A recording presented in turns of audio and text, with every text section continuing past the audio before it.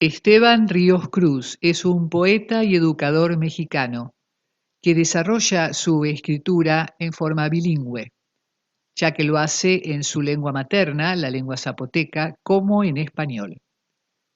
Vamos a estar con él, pero antes vamos a escuchar un poema. Unas manos rabiosas, sin luz, han derribado el viejo cachimbo, aquel árbol de camisa verde polvorienta que abrigó un trozo de mi infancia. Cuando en mayo florecía, avivaba el sureo de las palomas.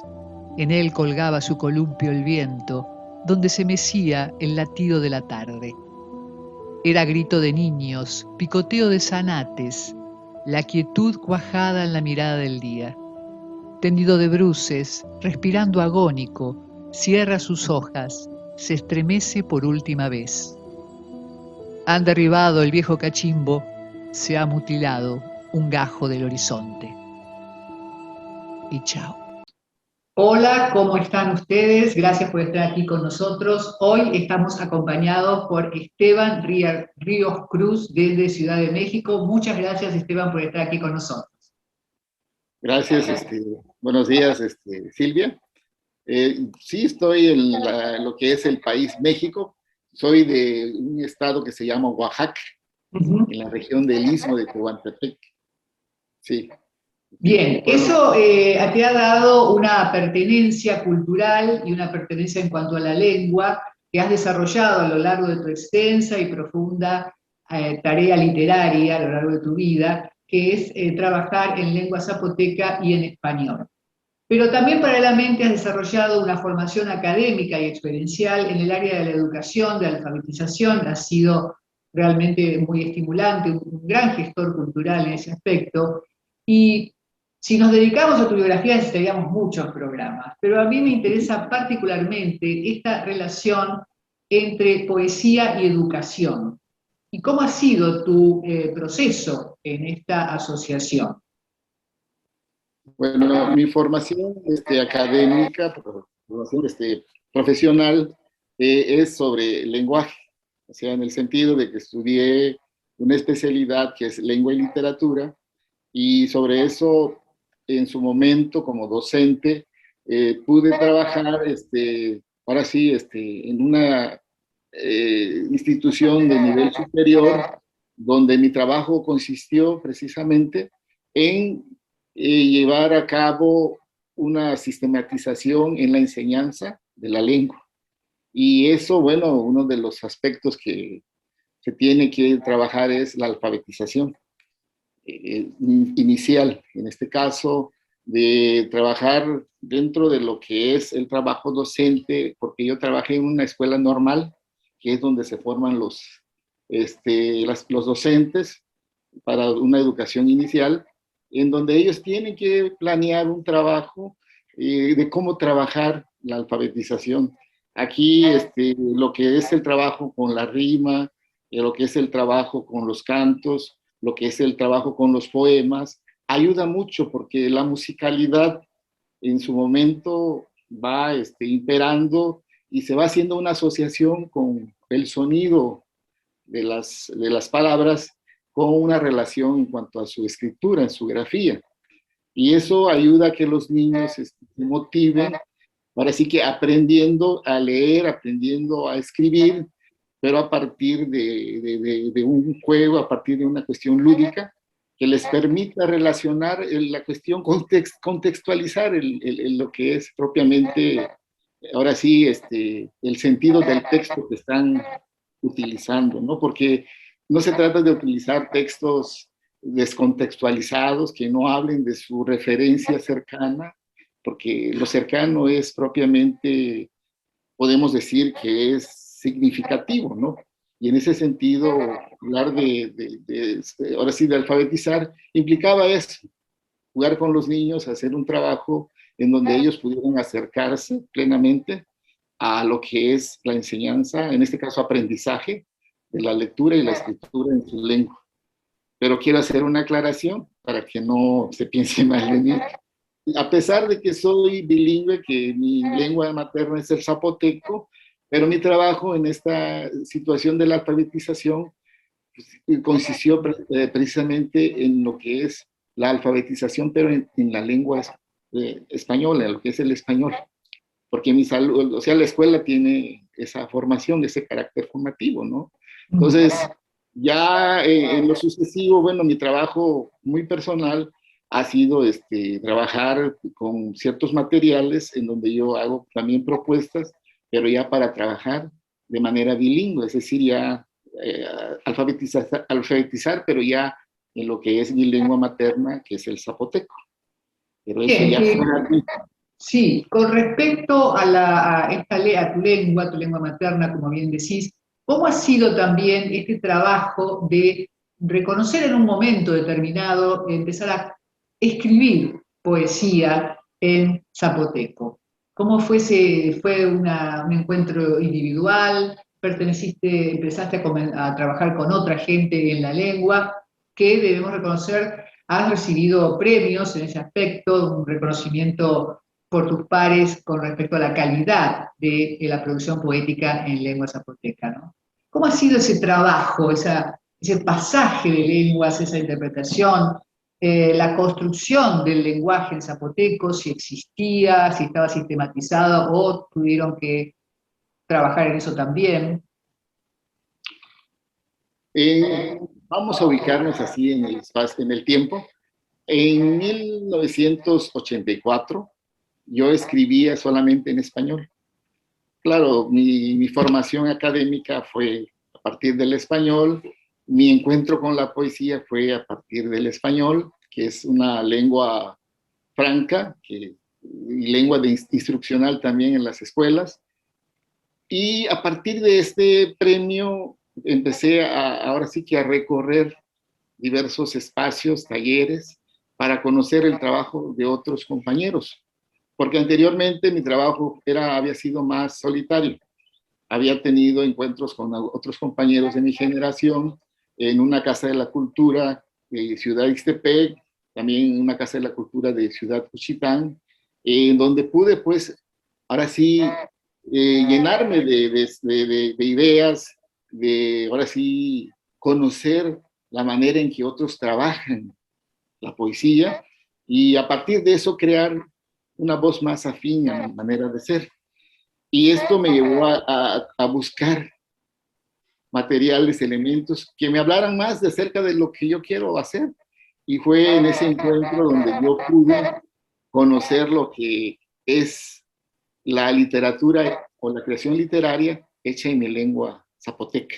Estoy hablando de 1988 a 90, donde yo empecé a conocer que hay autores, que ya había autores que ya escribían en lengua zapoteca y que, bueno, pues ya tenían propiamente todo un camino a seguir y que había ya en la lengua zapoteca una escritura ya normativa, ¿sí? Que esto se dio a mediados del siglo XX, 1956 aproximadamente, pero que no se utilizaba del todo el alfabeto, no se estaba empleando de manera, diría yo, muy cotidiana, sino que pues estaba propiamente a nivel de académicos, a nivel de investigadores, y en la creación literaria había muy pocos autores. Y bueno, a partir de eso, también en lo que es en mi país, en México, empezó a darse pues todo un movimiento literario en cuanto al fortalecimiento de las lenguas originarias. Y bueno, esto dio auge o dio pie a que en su momento también yo conociera a otros escritores de otras lenguas, de conocer qué es lo que está sucediendo en cuanto al trabajo literario y desde luego la difusión que se pudiera tener, porque de nada sirve que escribamos mucho, que utilicemos nuestra lengua para crear literatura y así expresar lo que somos, lo que vivimos, si nadie lo lee, si nadie lo conoce, ¿sí? Entonces fue un momento muy coyuntural el hecho de que a nivel nacional esto se abrió y eso fue parte de un trabajo que empezó a hacer un gran escritor que es Carlos Montemayor. Él, como parte de la lengua ahora sí que de la Academia de la Lengua Mexicana, tuvo ese propósito de recorrer el país, de conocer las diferentes lenguas originarias e impulsar en su momento el trabajo en colectivo, no de él, que como no conoce todas las lenguas, él simplemente lo que hizo fue, ahora sí, acercarnos a los que nos interesaba y a partir de eso, bueno, hacer un trabajo más sistematizado, más en colectivo y buscando ciertos apoyos también con las instituciones culturales, que en ese entonces no se abrían tanto, ¿no? Claro. Y, y así es. En eso fue el inicio propiamente de mi carrera. Y de ahí, bueno, pues lanzaron algunas convocatorias para obtener becas o estímulos para crear en las lenguas originarias. Y yo, bueno, me atreví, hice mi proyecto, presenté mi proyecto a lo que antes era el Fondo Nacional para la Cultura y las Artes, que, que hoy ya se llama de otra manera, se llama Sistema de Apoyo a la Creación y Proyectos Culturales. Y sí, afortunadamente tuve ese apoyo y escribí con eso mi primer libro de poemas en forma bilingüe. Y bueno, también me lo publicó la Dirección General de Culturas Populares aquí en México. Y bueno, para mí eso fue un incentivo muy grande, ¿no? Saber de que otros me van a leer, me van a conocer y llegó un momento en que yo sentía de que pues estaba haciendo algo importante, estaba difundiendo mi lengua, pero también con usted entendí algo que no había visualizado. Ajá. Que yo sí me había puesto a escribir, pero no pensé en mis lectores, me leían los que también escriben en español nada más. No me leían gente que habla el zapoteco o que en su momento pueda leer el zapoteco, porque muy poca gente está alfabetizada en esta lengua. Y de ahí entendía, no, falta entonces el trabajo de que se haga una alfabetización en cada una de las lenguas originarias, para que tengamos lectores auténticos, que Claro. vivan la poesía, pero a partir de lo que es la lengua materna o la segunda lengua, porque yo a estas alturas no puedo decir, yo nomás hablo el zapoteco, yo soy bilingüe, yo hablo plenamente el español, que es lo que estoy utilizando para comunicarme contigo. Y bueno, eso fue también una tarea que en su momento como reto yo dije, tengo que trabajar con unos talleres en donde yo trabaje tanto con jóvenes, con adultos, así como también con niños. Claro. Así es. Dentro de la tradición de la lengua española, ¿qué maestros has reconocido a lo largo de tu evolución, que has tomado como referentes, que han sido estímulo para la creación poética, así como has dicho que encontraste en la lengua zapoteca antecesores? En español, ¿cuáles serían tus referentes? Pues son diversas etapas. Inicialmente, uno se forma a partir de los libros de texto, los libros escolares, ¿no? Yo leía a Amado Nervo, que me entusiasmó mucho, a Ramón López Velarde, o sea, gente de mi país, pero a cierta edad leía a Leopoldo Lugones, que me impactó yo era un muchacho de 20 años en ese entonces, por o sea, las imágenes que crea. Hay una parte muy erótica de Lugones que me impacta, incluso lo cito en uno de mis libros, lo tomo como una referencia. También a Oliverio Girondo, que me llegó a desmenuzar todo lo que era mi forma de entender la estructura de la lengua. Y de ahí, bueno, pues otros autores que me han impactado también, además de Juan Gelman, que también es argentino. Me gusta mucho la poesía de Jaime Sabines, que es mexicano, de Octavio Paz, que aunque en su momento algunos dicen, no, es que Octavio Paz es demasiado acartonado, pero yo le encuentro con mucha musicalidad, mucha elegancia y a mí me encanta la poesía de Octavio Paz. En mi concepto personal, desde luego, César Vallejo para mí es un poeta muy grande, para mí con muchas propuestas. También la poesía de Alfonsina Storni me impactó, me gustó mucho y me sigue gustando. Y Pablo Neruda, que es uno de los poetas que a veces lo dejo descansar un buen rato y lo retomo. Neruda me gusta porque hay realmente, la naturaleza está muy presente en su poesía, es lo que me impacta de Neruda.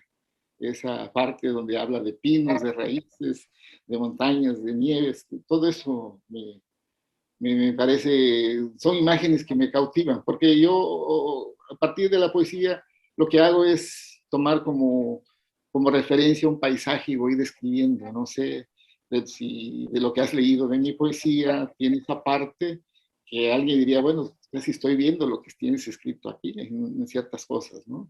Y bueno, y muchos poetas que en su momento ahorita no les haría yo justicia si menciono a otros y dejo a otros, porque no ha sido solamente poesía contemporánea o de tiempo atrás, sino que también el momento de leer, por ejemplo, al arcipreste de Ita, pues me gustó, es el libro del buen amor, me parece algo extraordinario. Y es decir, que la formación de uno es así, de manera procesual, no termina. De la poesía, que es propiamente de, ahora sí, que la creación literaria de lengua originaria, pues está Nezahualcóyotl, que es uno de los poetas fundamentales para mí, así como Sor Juana Inés de la Cruz, que aunque no escribió en lengua originaria, pero diría yo es la poetista que lleva la voz en cuanto al pensamiento y a la filosofía de la cultura mexicana de aquella época, en que pues la mujer no tenía tanta, diría yo, esa presencia, esa visibilidad de ella, pues hizo un trabajo poético y yo diría que también social, de visibilizarse, ¿no? Y esa es la parte que me pone a pensar mucho de que la poesía, por encima de todas las cosas, ha sido un medio de comunicación, una forma de transmitir lo que somos, lo que pensamos, pero sobre todo de atreverse a romper ciertos tabúes también, porque la Claro. poesía tiene eso, ¿no? No puede tal vez derribar una dictadura, pero hay una denuncia que puede servir para que otros puedan Puedan sumarse, seguir. puedan seguir. ¿Vos crees que, digamos, tanto de la lengua zapoteca o española, los temas son los mismos en tu poesía o crees que ambas lenguas te han aportado diferentes temas? O bien cuando pasas a una lengua u otra, te encontrás conectado con diferentes temas o son los mismos. Pues en cuanto a los temas, yo puedo decir de que la poesía es universal. Es muy difícil dejar a un lado un tema como lo es el amor. Muy difícil. O como es la muerte. Son temas que, diría yo, que puedes leer en cualquier literatura universal. Hay temas que sí son más propios de mi cultura, como por ejemplo esa referencia que yo hago sobre los tiempos de la cosecha, donde se considera muy importante la lluvia, así como la sequía. También considero que cambia un poquito en cuanto al tema el sentido del erotismo que se tiene. La cultura zapoteca es erótica, es muy erótica y muy de lleno. No se trata nada más de decir las cosas a medias. Aquí la gente de la región del Istmo le gusta hablar llanamente, platicar de lo que vive, de su experiencia como persona en cuanto a ahora sí, su situación sexual. Hay muchos chistes, hay muchos temas que se tocan cuando se da una convivencia. Es decir, puede cambiar un poco en la manera en que se dice, pero los temas comúnmente son más generales. Yo digo de que el tema, por ejemplo, la flor es la flor, donde quiera que se dé una flor siempre nos llama la atención, y en mi cultura las flores tienen mucha presencia porque significan, simbolizan la belleza, simbolizan esa fragilidad, pero también a la vez esa fuerza grande, porque una flor soporta el sol, el calor del sol, a pesar de su fragilidad. Puede mirar el sol de frente, lo que no hace una persona, ¿no? Entonces, todo eso entiendo yo de que la poesía como tal se va nutriendo del contexto, se va nutriendo de las experiencias, porque un poema no puede ser algo solamente sacado de una lectura, que las lecturas provocan que uno también tenga ideas, temas, pero la poesía como tal está alrededor de nosotros, de cada uno de nosotros, y en su momento surge el tema que hay que tratar. Por ejemplo, mi último poemario más bien que estoy produciendo, no último, sino en el sentido de que es lo más nuevo que estoy haciendo, se llama, en español su nombre es El pájaro de la luna. Es en referencia a lo que significa la luna para nosotros. Cuando se habla de la luna aquí, es para hablar, por ejemplo, de la influencia que tiene de la persona parlanchina, de la persona que es alegre, que aquí en el zapoteco tiene un nombre que se le dice riga, jícara, para decir que alguien en su forma de pensar, pues es un poquito alegre, es una persona más desinhibida. Entonces, decir manilliga quiere decir que es una persona que es el pájaro de la luna, es alguien que completamente, y hay una referencia de que cuando hay luna llena o luna nueva, la gente también, algunas personas como que se trastornan un poco, como que su personalidad cambia. Entonces, este libro que estoy haciendo, que se llama así, va en referencia a hablar de tres momentos, ¿no? La parte, está pensado, yo no soy mujer, pero de lo que he podido estudiar y leer, pues bueno, trato de ubicar de una infancia de una mujer de aquí de la región, en la primera etapa de este libro, que le llamo yo el pájaro, el papagayo verde, que es la niñez, pues la infancia. Y en otra etapa le llamo el papagayo rojo, que es referencia a la adolescencia, a la etapa de la juventud. Y una etapa, la otra parte le llamo yo el pájaro solar, que es la etapa del amor maduro, ¿no? De la etapa de esa relación de una pareja que ha vivido, pues, tantas situaciones, tantas experiencias y que comparte la misma, diría yo, incertidumbre, ¿no? De que en el amor no hay nada seguro, siempre hay algo que surge y que en este caso, a pesar de que ser parejas durante tanto tiempo, siempre hay algo nuevo que construir todos los días con la pareja. Entonces, en eso está el libro, ¿no? No lo he terminado, por cierto. Bueno, bueno, Esteban, muchísimas gracias por estar con nosotros, agradecemos estas palabras, este encuentro, este momento que nos has dado, y bueno, este lugar está para lo que quieras informarnos, mostrar, presentar. Abrázame Poesía está para ti también. Muchísimas gracias, Esteban Ríos Cruz, por estar con nosotros. Gracias a ti, y yo creo que en otro momento podría yo presentar alguno de mis libros, leer algunos poemas. ¿Cómo no? ¿Cómo no? Muchas gracias por estar, ¿eh? Muchas gracias y nosotros nos vemos la próxima vez. Hasta pronto. Saludos a tu auditorio, a tu público.